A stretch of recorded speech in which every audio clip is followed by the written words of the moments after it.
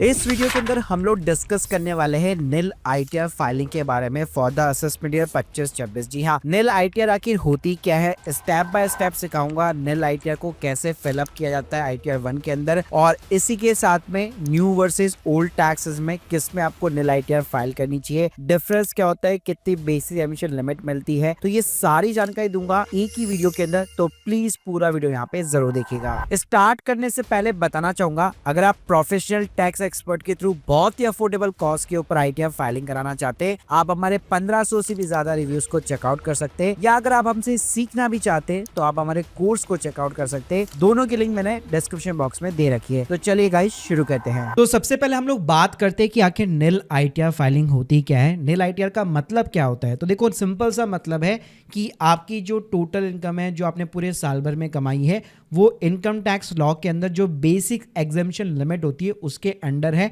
और आपको यहाँ पे कोई भी टैक्स पे नहीं करना पड़ेगा। मतलब गवर्नमेंट की जो टैक्स रेट जो शुरू होती है ना, वो बेसिक एग्जेम्पशन लिमिट के बाद में शुरू होती है। तो अभी अगर मैं राइट नाउ बात करूँ तो हमारे इंडिया में दो टैक्स रिजिम है, ओल्ड है और न्यू टैक्स रिजिम है। ओल्ड टैक्स रिजिम में 2.5 लाख रुपए की आपकी एग्जामिशन लिमिट होती है, न्यू टैक्स रिजिम में 3 लाख रुपए की होती है। यानी इसके नीचे अगर आपकी इनकम है तो आपको यहाँ पे कोई भी इनकम टैक्स पे नहीं करना, कोई भी टैक्स रेट यहाँ पे नहीं लगता है असेसमेंट ईयर 25-26 के लिए। वहीं पे गवर्नमेंट इसके बियॉन्ड भी अगर आपकी इनकम होती है तो एटलीस्ट आपको गवर्नमेंट यहाँ पे टैक्स के अंदर रिबेट बेसिकली प्रोवाइड कर देती है। तो यहाँ पे अगर मैं ओल्ड टैक्स रिजिम की बात करूँ तो अगर 5 लाख रुपए के नीचे नॉर्मल इनकम है तो कोई भी आपको टैक्स पे नहीं करना पड़ेगा, गवर्नमेंट आपको रिबेट प्रोवाइड कर देती है। वहीं पे न्यू टैक्स रिजिम में ये लिमिट जो है 7 लाख रुपए की है। यानी अगर आप आईटीआर फाइल कर रहे हो, 7 लाख के नीचे इनकम दिखाते हो, तो स्टिल आपको अपनी जेब से कोई टैक्स पे नहीं करना, आप एज ए नील आईटीआर भी यहाँ पे आप फाइल कर सकते हो। अब बात करते हैं कि भाई नील आईटीआर किनको फाइल करनी चाहिए, तो मेरे अकॉर्डिंग तो भाई आपके सभी फैमिली मेंबर्स जो भी यहाँ पे अर्निंग वगैरह कर रहे हो, और जो अर्निंग नहीं भी कर रहे, चाहे उनकी थोड़ी बहुत ही बैंक इंटरेस्ट वगैरह की भी अर्निंग है, तो स्टिल वो अपनी नील की आईटीआर फाइल कर सकते हैं। तो अगर आप एक स्टूडेंट हो, हाउसवाइफ हो, फ्रीलांसर हो, रिटायर्ड पर्सन हो, या कोई भी ऐसा पर्सन हो जो इसकी ज़्यादा इनकम नहीं है लेकिन स्टिल वो आईटीआर का बेनिफिट उठाना चाहता है, वो नील की आईटीआर फाइल कर सकता है। इसके अलावा जिनका टीडीएस कटा हुआ है, कोई टैक्सेबल इनकम नहीं है, टीडीएस का रिफंड चाहिए, वो नील की आईटीआर फाइल कर सकता है। जिनको कैपिटल लॉसेस हो रखे हैं, स्टॉक मार्केट के अंदर लॉसेस हो रखा है, म्यूचुअल फंड के अंदर लॉस हो रखा है, और वो अपने लॉसेस को कैरी फॉरवर्ड करना चाहता है आगे, और जितना भी मतलब बेनिफिट हो सकता है फ्यूचर के अंदर सेट ऑफ करके वो लेना चाहता है, वो नील की आईटीआर फाइल कर सकता है। इसके अलावा फ्यूचर में अगर आपको बैंक का लोन चाहिए, होम लोन चाहिए, क्रेडिट कार्ड चाहिए, वीज़ा चाहिए, तो बहुत सारे कामों के लिए सब जगह पे आईटीआर आपसे मांगी जाती है 3 साल की। जी हाँ, तो मेक श्योर कीजिए अपने फाइनेंशियल रिकॉर्ड को मेंटेन करने के लिए भी हमेशा आपको एक रेगुलर बेसिस पे नील की आईटीआर तो जरूर फाइल करनी चाहिए। अब भाई फाइल कैसे होगी, तो सबसे पहले आपको इनकम टैक्स पोर्टल पे आ जाना है। तो यहाँ पे अगर आपका फ्रेश अकाउंट नहीं बना हुआ तो यहाँ पे आप अकाउंट अपना यहाँ पे रजिस्टर कर सकते हो। सिंपली आपको अपना पैन नंबर डालना पड़ता है, एक पासवर्ड सेट करना पड़ता है। अब जैसे आप अपने पोर्टल के ऊपर लॉगिन कर लेते हो तो यहाँ पे आपको ऑनलाइन जो है यूटिलिटी मिल जाती है, जिसके थ्रू आप ऑनलाइन मोबाइल के थ्रू, डेस्कटॉप, कहीं से भी आप फाइल कर सकते हो। तो यहाँ पे आप देख सकते हो करंटली आपको असेसमेंट ईयर 25-26 देखने को मिल जाता है। यहाँ पे सिंपली आपको ऑनलाइन मोड सेलेक्ट करना है, कंटिन्यू बटन के ऊपर क्लिक करना है, स्टार्ट न्यू फाइलिंग बटन पे क्लिक करना है। यहाँ पे आपसे स्टेटस पूछेगा, तो आपका हमेशा स्टेटस सिंपली तरीके से इंडिविजुअल रहेगा। अब यहाँ पे ना भाई 2 आईटीआर फॉर्म है, आईटीआर 1 है और 4 है। तो यहाँ पे भी मैं सिंप्लीफाई कर देता हूँ। अगर आपकी नॉर्मल छोटी मोटी इनकम है, बैंक का इंटरेस्ट वगैरह, डिविडेंड की इनकम है, कोई रेंटल वगैरह इनकम है, ठीक है, आप स्टूडेंट हो, हाउसवाइफ हो, तो सिंपली तरीके से आप आईटीआर 1 की तरफ यहाँ पे प्रोसीड कर सकते हो। 99% केस के अंदर आप आईटीआर 1 के अंदर अपनी मोस्टली जितनी भी इनकम है छोटी मोटी, वो आप दिखा सकते हो। आईटीआर 4 किसके लिए, जो सेल्फ एम्प्लॉयड पर्सन है, कहीं पे कॉन्ट्रैक्ट बेसिस पे काम कर रहा है, फ्रीलांसर कर रहा है बेसिकली, तो उस केस में वो आईटीआर 4 की तरफ यहाँ पे जा सकता है। जैसे जो राइडर्स वगैरह होते हैं, स्विगी, जोमेटो वगैरह के, वो भी आईटीआर 4 की तरफ यहाँ पे जा सकते हो। तो यहाँ पे मैं सिंपली पहले आईटीआर 1 सेलेक्ट कर लेता हूँ, प्रोसेस विद आईटीआर बटन पे क्लिक करूंगा, ओके बटन पे क्लिक करूंगा, लेट्स गेट स्टार्टेड। अब आपसे ये रीजन पूछेगा, अदर्स वाला ऑप्शन जो है वो आप सेलेक्ट कर लीजिए, कंटिन्यू बटन पे क्लिक कीजिए, तो आप देखेंगे यहाँ पे आपको एक 5 शेड्यूल दिखाई देंगे। तो 1 बाय 1 करके हमको सबको कंफर्म करना है। तो चलो शुरुआत करते हैं पर्सनल इन्फॉर्मेशन के साथ। तो देखो, पर्सनल इन्फॉर्मेशन में सबसे पहले यहाँ पे आपको नेचर ऑफ द एम्प्लॉयमेंट दिखेगा। तो सिंपली यहाँ पे आपको कुछ नहीं करना, आप एक नील की आईटीआर फाइल कर रहे हो, कहीं पे जॉब वगैरह कर रहे हो, अगर स्टेट गवर्नमेंट, सेंट्रल गवर्नमेंट तो आप वो चूज कर सकते हो, वरना 99% केस में आप ये सिंपली अदर वाला ऑप्शन सेलेक्ट कर लीजिए। उसके बाद में आप नीचे की साइड में जाएंगे तो ये आपको बोलेगा कि आप न्यू टैक्स रेजिम में जाना चाहते हो या फिर ओल्ड टैक्स रेजिम में जाना चाहते हो, तो बाय डिफॉल्ट आपका न्यू टैक्स रेजिम रहेगा, नो बटन यहाँ पे सेलेक्ट रहेगा। तो मैं आपको बताना चाहूँगा, देखो हम लोग ना निल की ITR फाइल कर रहे हो, मैक्सिमम बेनिफिट उठाना चाहते हैं, तो ओल्ड टैक्स रेजिम में जाने की हमें ज़रूरत ही नहीं है। आप हमेशा अपना जो है न्यू टैक्स रेजिम के अंदर ही फाइल करो, क्योंकि वहाँ पे आपको 7 लाख रुपए तक एज ए नॉर्मल इनकम कोई भी टैक्स पे नहीं करना पड़ेगा, और जो बेसिक एमिशन लिमिट भी है ना वो 3 लाख रुपए तक आराम से है।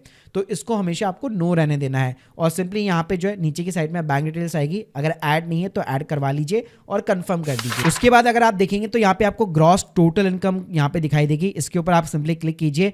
अब यहाँ पे आप देखोगे सैलरी का यहाँ पे आपका शेड्यूल है।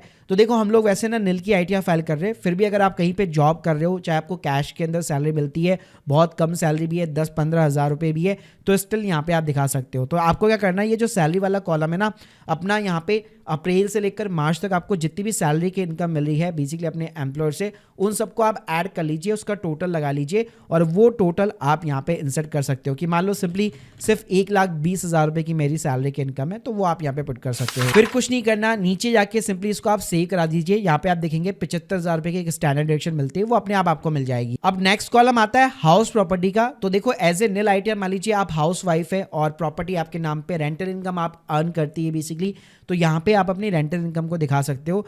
तो टाइप ऑफ हाउस प्रॉपर्टी के अंदर आप क्या कर सकते हो, यहाँ पे आप लेट आउट सेलेक्ट कीजिए, अपने 12 महीने का जो भी आपको रेंट रिसीव होता है, चाहे कैश में होता है, बैंक के अंदर आता है, वॉटएवर, आप 12 महीने का अपना रेंट दिखाइए। अगर कोई म्युनिसिपल पार्टी को टैक्स वगैरह आप पे करते हैं तो वो भी आप यहाँ पे दिखा सकते हैं।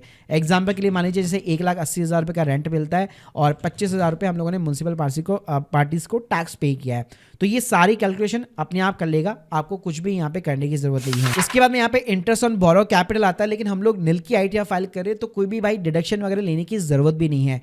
फिर नीचे की साइड में आप आएंगे तो income from the other sources आएगा, तो यहाँ पे कुछ डेटा आपको प्रेफर्ड मिलेगा, जैसे आपका बैंक का इंटरेस्ट वगैरह हो गया।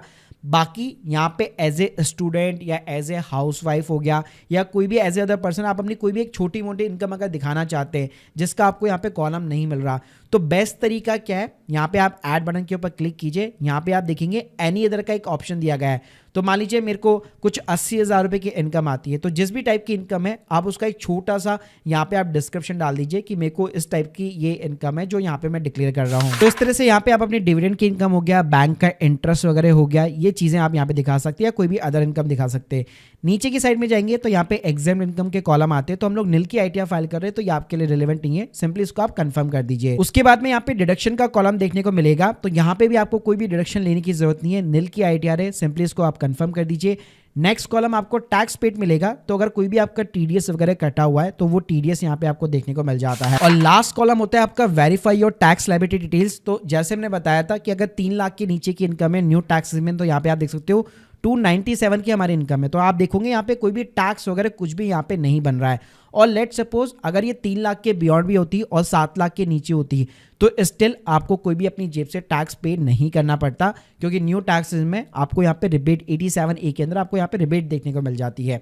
तो आप दोनों चीजें कर सकते हो, एक्चुअल इनकम भी दिखा सकते हो अंडर द 3 लाख रुपीज, वो आपके निल ITR मानी जाएगी, और 3 लाख के बियॉन्ड भी है तो वो भी आप यहाँ पे आराम से डिक्लेयर कर सकते हो, उसमें भी आपको कोई भी टैक्स वगैरह पे नहीं करना पड़ेगा। फिर guys simply proceed to verification button पे क्लिक करना है, तो ये आपको एक पूरी समरी दे देगा कि आपने सैलरी कितनी दिखाई है, रेंटल इनकम हो गई, अदर सोर्सेज वगैरह की इनकम हो गई।